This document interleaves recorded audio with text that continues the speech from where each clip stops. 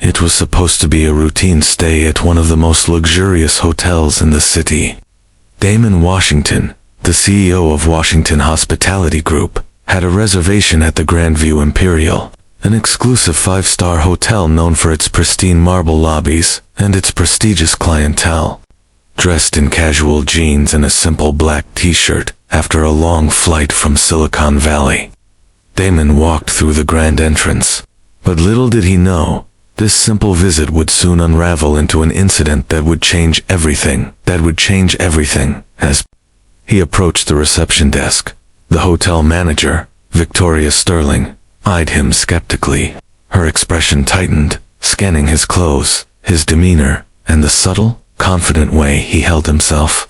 He looked nothing like the usual guests who frequented this establishment, polished, wealthy, and seemingly always in the right attire. Damon's appearance didn't fit her vision of who deserved luxury. Victoria, with her thin smile, greeted him. "Excuse me, sir, this is a private establishment," she said, her voice dripping with forced politeness, but Damon could already sense her judgment. Her gaze lingered over him with a trace of disdain, as if he didn't belong. Damon maintained his composure, unfazed. He knew exactly how people like Victoria thought. He had faced discrimination countless times in the past, not in such an obvious manner, but in ways that made him all too familiar with the uncomfortable sting of judgment. "Good evening. I have a reservation under Washington Hospitality Group," he said calmly, pulling out his phone as if to confirm it. But Victoria, without even glancing at her computer screen, waved him off. "I highly doubt that," she replied, her voice rising just enough for the nearby guests to hear. She didn't need to check the system. Her eyes had already scanned him, from head to toe, and she had made her decision. He didn't belong. Her dismissive tone suggested that the only people who should be allowed into such a place were people who looked the part, people who wore tailored suits, expensive cologne, and held the right type of social currency. Victoria, maintaining a perfect balance of authority and false politeness, didn't even make an effort to verify the reservation. Instead, she looked at Damon as though he were a potential threat to the hotel's exclusive air. "We maintain certain standards here," she said, almost as if her words carried more weight than the actual facts. The guests around them, all white and wealthy, glanced up, taking notice of the spectacle. A murmur rippled through the lobby as the situation escalated. Damon felt the tension grow in the air, but he didn't flinch. He'd been through worse, Victoria continued, now speaking more loudly for the benefit of the guests who were all watching. "Perhaps you'd be more comfortable at the Holiday Inn down the street." The words were sharp, and the guests, now engaged in her performance, nodded in agreement. She was making it clear to them that this man, in his casual attire, dark skin, and confident posture, was not welcome here. Damon stood there, calm, his expression neutral. He had been racially profiled before, in boardrooms, at restaurants, at country clubs, but this felt different. This wasn't just about his clothes. It wasn't just about his race. It was about the systemic barriers that existed in these spaces, barriers that had been carefully constructed to keep people like him out. He knew this was not just about him. It was about what Victoria represented. It was about what this hotel, and so many others like it, represented: a culture that rewarded exclusivity and rejected people who didn't fit their narrow, outdated standards. With perfect composure, Damon spoke again, his voice low but firm. "Ma'am, I'm Damon Washington. My company made this reservation 3 days ago. Could you please just check?" Victoria's laugh was sharp and cutting. "Sir, I don't need to check anything. I can see with my own eyes that you don't belong here." Her words hit like a slap. The lobby fell silent for a moment. Even the staff behind the desk looked uncomfortable, but none of them intervened. None of them stood up for Damon. Instead, they looked away, as if they were all complicit in the silence that followed. It was at that moment that Damon realized something something he had already known deep down, but hadn't fully recognized until now. This wasn't just about him. This was about the system. This was about the policies and people who built these barriers, kept them in place, and reinforced them every single day.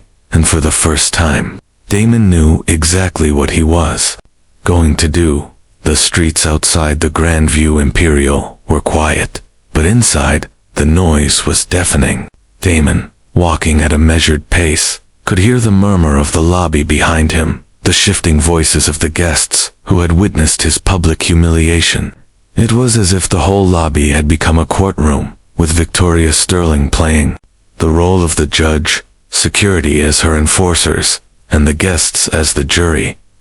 The procession was deliberately slow. Victoria followed them at a distance, her voice carrying across the marble floors. "This is exactly why we have security protocols," she said, her tone dripping with self-satisfaction. "You never know who might try to infiltrate our establishment." Her words were loud enough to be heard by every guest, and she made sure they could see her as she delivered her verdict. It wasn't just about getting Damon out. It was about making sure that the crowd understood why he didn't belong. As Damon walked through the hotel's grand lobby, he couldn't help but notice the faces around him. Some guests were looking at their phones, scrolling through social media, likely seeing the first stirrings of the public drama unfolding. Others were watching him with a mixture of curiosity and discomfort. He could sense their confusion. They didn't know who he was, didn't know the full story, but they were willing to believe whatever the hotel had told them. A young woman clutched her purse tighter as he walked by, her eyes wide. An elderly man whispered something about people knowing their place, the words cutting through the air like a knife. Damon felt the sting of their judgment, but it didn't break him. This was not just about him, it was about the system of exclusion that had been silently enforced in spaces like this for years, even decades. Victoria's performance continued as Damon neared the glass doors. She wasn't just escorting him out. She was broadcasting his supposed criminality. "We've had problems before with people trying to scam their way into luxury accommodations," she continued, her voice rising with each word. "They think, if they dress up and act the part, they can buy their way in." She didn't finish her sentence, but everyone in the lobby understood the implication. Damon wasn't dressed well enough. He didn't fit the image they had in mind. He was an imposter. But Damon wasn't an imposter. And he wasn't about to let this stand, as the guards pushed open the revolving glass doors to the outside world. Damon's thoughts were already racing. He wasn't angry. He was disappointed. But he was also calculating. This hotel, this establishment, it represented everything that was wrong with an entire industry. Damon had witnessed it before in different settings, boardrooms, restaurants, private clubs, but this time, it was different. He was no longer a passive observer. He was in control. Out on the sidewalk, Damon pulled out his phone again. The cool evening air felt different now. He wasn't just another person being dismissed. He was someone who had the power to make change. He tapped out a quick message to his assistant, Sarah. "Execute Grandview Imperial Acquisition announcement. Immediately. Full staff meeting in 20 minutes. Send termination paperwork for management. Victoria Sterling. Effective tonight." There was no hesitation in his decision. Victoria's actions, her systemic racism disguised as standards, had already cost her everything. Damon had known he would face this kind of backlash when he made the decision to acquire the hotel, but he hadn't anticipated the sheer satisfaction that came with knowing the moment had arrived. Inside, the hotel lobby had grown quiet as the revolving doors shut behind Damon. Victoria continued to bask in the approval of the guests, repeating her narrative, turning the whole situation into a lesson for her loyal patrons. Her voice was now higher, almost triumphant. "This is exactly what happens when people think they can just walk in and demand service," she said, eyes scanning the room, hoping for approval. But the truth was, the more she spoke, the more She exposed herself and her privileged world. Damon had already ensured that the board of directors, the stakeholders, and the media were being notified. The hotel was about to experience a wave of consequences that they could never have imagined. Back in the safety of his car, Damon exhaled deeply, the tension of the last few minutes finally starting to fade. The cold air outside, the hum of the city around him, felt different now. He was no longer just an outsider, a man wrongfully dismissed from a luxury hotel. No, now he was a force. And the storm he was about to unleash would make sure everyone in the hotel industry knew that change was coming. He opened his phone again, this time sending a series of swift, calculated messages. He'd been ready for this. Not only had he planned the acquisition of the Grandview Imperial, but he had also prepared for what would come after. This wasn't just about a personal grudge or revenge. It was about shining a light on a system that had, for far too long, upheld exclusion and systemic racism under the guise of luxury. By the time Damon's assistant, Sarah, responded, the announcement was already spreading like wildfire. Execute Grandview Imperial acquisition announcement immediately. Full staff meeting in 20 minutes. Send termination paperwork for management. Victoria Sterling, effective tonight, he had instructed.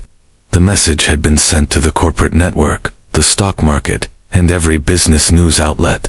Within minutes, the news was hitting every major network. Inside the hotel, confusion was beginning to take hold. The front desk staff had been left in a haze, their carefully crafted world of exclusivity beginning to crumble around them. The board of directors, still in the dark about the true nature of Damon's presence that evening, scrambled to understand what had just happened. How had they lost control of their prized asset so easily? Victoria's smug satisfaction began to waver. She had played her role perfectly, or so she thought, but now, her actions had set off a chain reaction, one that was going to expose every flaw in the system she had spent years cultivating. She had no idea what was coming, and that made Damon's sense of justice all the more satisfying. The hotel's public relations team was already under pressure, coordinating with legal to figure out how to spin the story. How could they justify what had happened? How could they make the whole thing go away? But this time, it wasn't going to be so easy. Damon had made sure of that. Back at his office, Damon's phone buzzed with updates. Stock prices for the Grandview Imperial hotel chain had already started to shift, and the board members were now scrambling. Sarah sent him a quick text. The announcement is everywhere. Board members are starting to panic. They're trying to figure out how we acquired them so quietly. Damon smiled to himself. They were completely blindsided, and they deserved to be. As the media caught wind of the acquisition, the story began to take on a life of its own. The Grandview Imperial was no longer just a luxury hotel. It was a symbol, a battleground for the fight against systemic discrimination. Damon's name, once a well-kept secret in the business world, was now spreading across headlines. His reputation for shaking up industries, for making difficult decisions in the name of change, was suddenly front and center. He could feel the momentum building.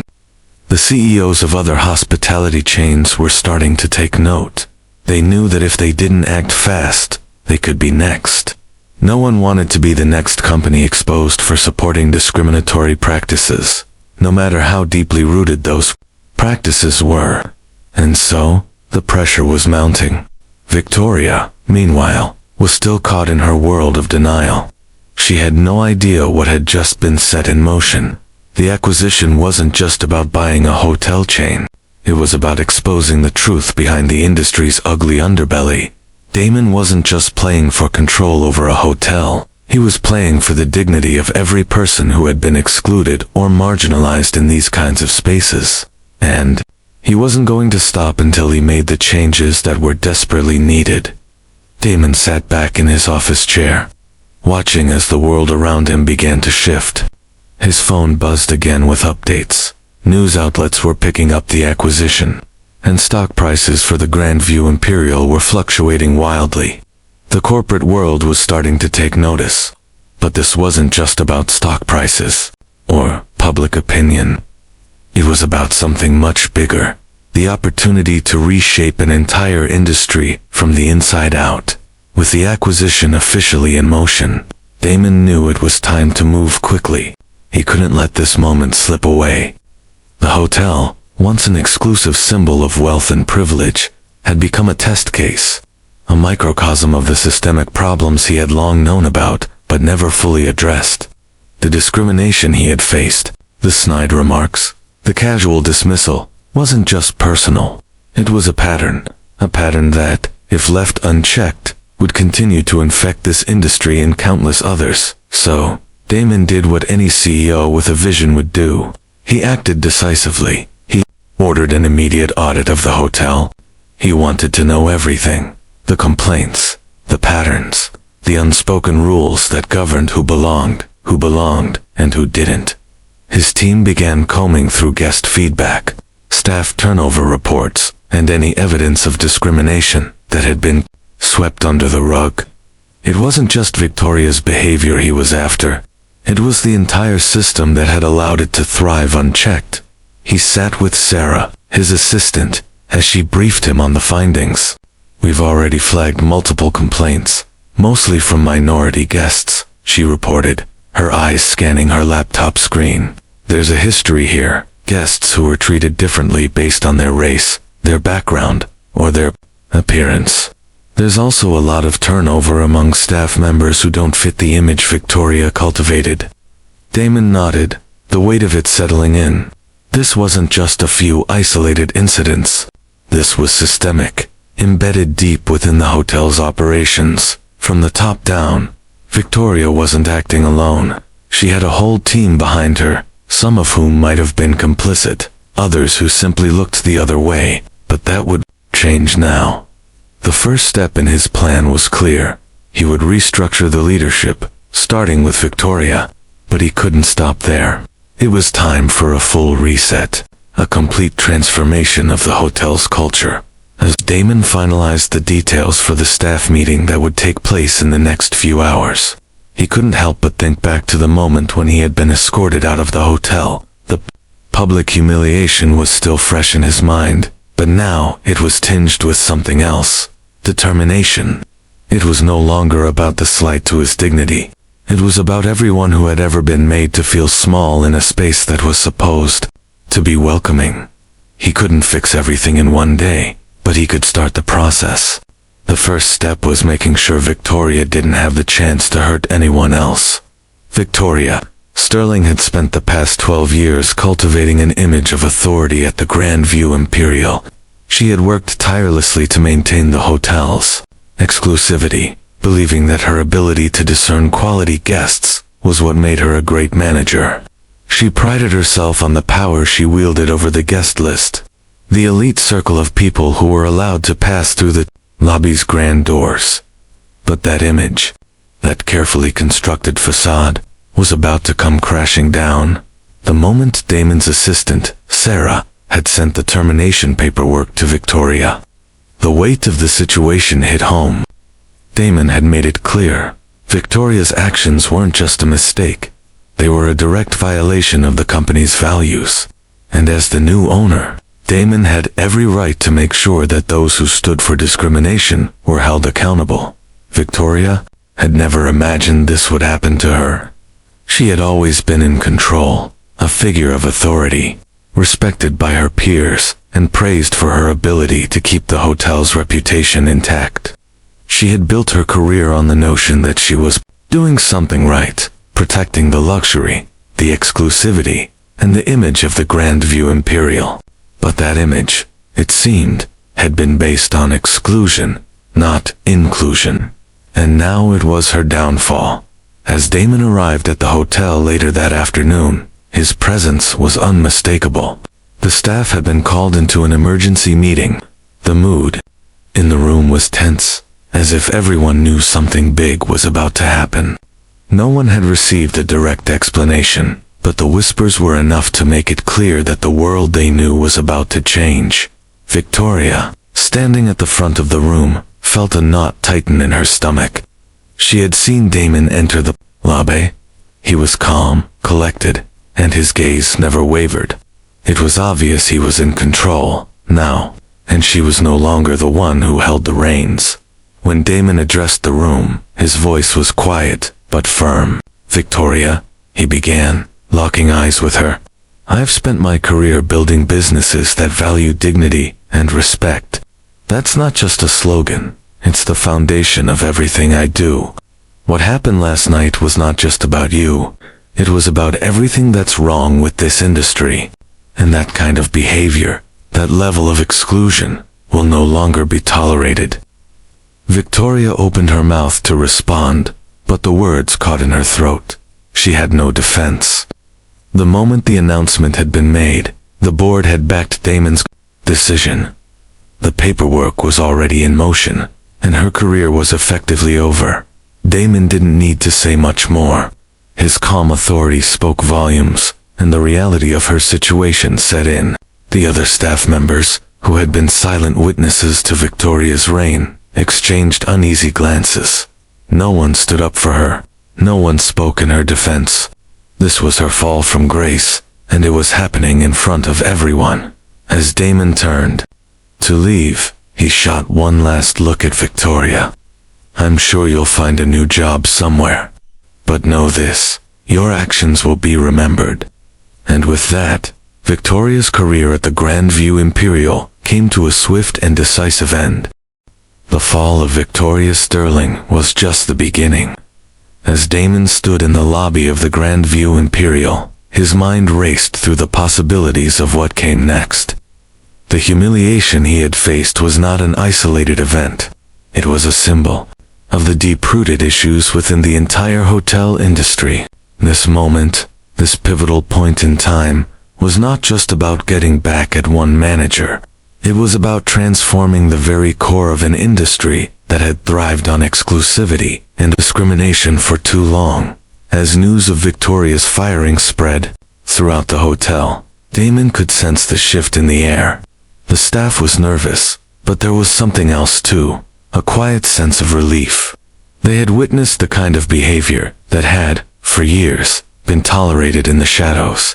But now, with Damon's leadership, they saw that things were changing. They no longer had to keep their heads down, to ignore the wrongs they had seen. Change was coming, and they would be a part of it. Damon wasted no time. The same afternoon that Victoria was fired, he sent out an internal memo to all Washington Hospitality Group properties. The new policy was clear: zero tolerance for discrimination of any kind. No longer would guests or staff be subjected to exclusion based on race, appearance, or background. The new standards weren't just about diversity, they were about dignity. Every guest, every employee, would be treated with respect, no exceptions. The announcement was met with mixed reactions. Some were relieved, some were uncertain, unsure of how the change would unfold. But one thing was certain: the status quo had been shattered, and those who resisted the change would soon realize that this was not a company that would tolerate complacency in the face of injustice. At a press conference later that week, Damon stood before reporters, his calm and collected demeanor never wavering.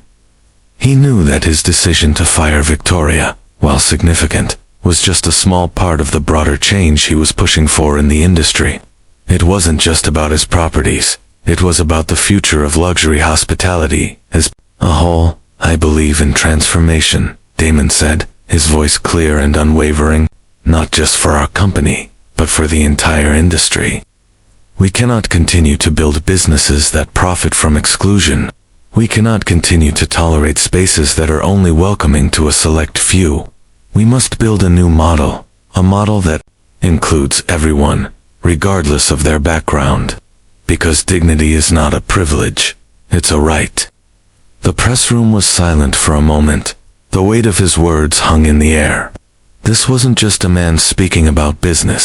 This was a call to action for the entire hospitality industry. And as the media began to report on Damon's plans, the conversation began to shift. Hotel chains across the country, and even internationally, started to take notice. Some responded with skepticism, others with fear. But Damon wasn't concerned with their reactions. He had seen the future, and he was already walking toward it. The changes at Washington Hospitality Group were just the beginning. Damon knew that real change required more than just a shift in policy. It required a shift in mindset. He began implementing diversity audits across all of his properties, bringing in external consultants and experts to assess not only the guest experience but also the treatment of employees. He wanted to ensure that every person who walked through the doors of his hotels, whether a guest or a staff member, felt valued, heard, and respected. But Damon's reforms didn't stop there. He turned his attention to the wider industry, pushing for accountability in every corner of luxury hospitality. The industry had long been plagued by practices of exclusion that were often hidden behind a facade of wealth and sophistication. Damon was determined to tear down that facade and expose the truth. He began meeting with other CEOs, urging them to adopt the same standards. He didn't shy away from uncomfortable conversations, pushing his peers to examine the culture they had built. For those who resisted, Damon was unyielding. He knew that true leadership wasn't about maintaining the status quo. It was about challenging it, about pushing boundaries and creating opportunities for everyone. As Damon's initiatives began to take root, he started to see tangible results. Employee satisfaction soared as the new policies were implemented, and guest feedback became overwhelmingly positive. Minority travelers, who had long been hesitant to visit luxury hotels due to the systemic discrimination they had faced in the past, were now returning in droves. Damon's properties became known for their inclusivity, their focus on dignity, and their commitment to providing a welcoming environment for all. But the real victory, Damon realized, wasn't just in the numbers. It was in the stories. Stories of employees who had previously been marginalized, but were now being promoted and celebrated for their hard work. Stories of guests who had been denied service in the past, but now felt seen and valued. These were the stories that mattered, the ones that would define the future of hospitality. As the months passed, the ripples of Damon's reforms spread throughout the industry. Other hotel chains began to follow his lead, implementing their own diversity and inclusion policies. But Damon wasn't done. His vision was bigger than just the hospitality industry. He was already planning the next phase of his initiative, one that would challenge discrimination across all sectors, from restaurants to retail, to healthcare. For Damon, this was just the beginning.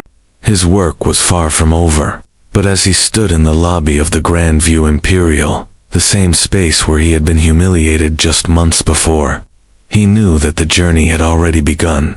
The industry had been shaken to its core, and now, with accountability and dignity as his guiding principles, Damon was ready to lead the way toward a more inclusive and just future.